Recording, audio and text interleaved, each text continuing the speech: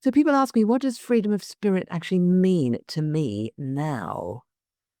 So I've talked about how I started to work with it, and I've talked about my journey around it. And I realized the other day I actually feel like I've been on a freedom of spirit seminar ever since that first Pellower kick up the arse in I think it was February 2024.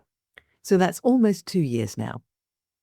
So I've had a chance to really explore it very deeply in my own life and in conversations with other people and in the workshops that have been taking place, and also kind of tuning into what's happening in the world around.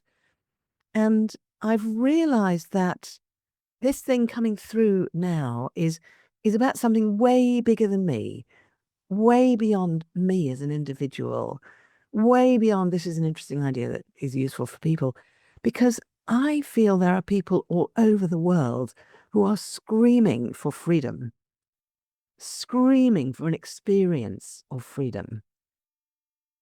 And there are people trying to feel free and get free in so many ways. They're trying to do it with medication, through hope in politicians, through study, through behavioral therapy, through dance, through art, through music, through trying to get more money, trying to get more possessions, trying to get the right relationship. People are trying anything and everything to feel free and to feel in touch with their sovereignty and their autonomy. And I actually think that many of those methods are very useful and can actually achieve a lot.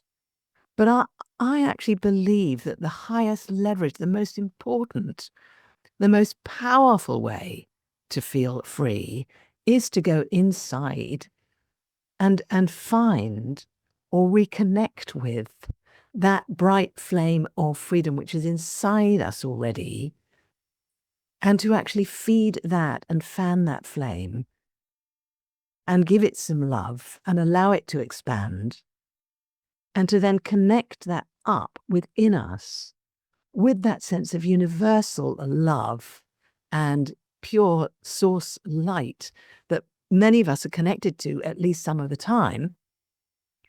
And when those things connect within us, we're connected within and we're connected without.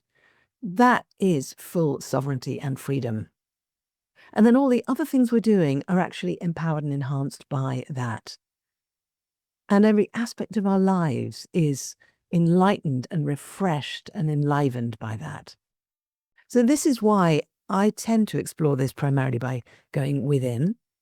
And I tend to invite you and everybody to come and explore it with me by going within, and then by coming back out and saying, great, let's integrate that back with my life. And let's integrate that back with my connection with pure source energy.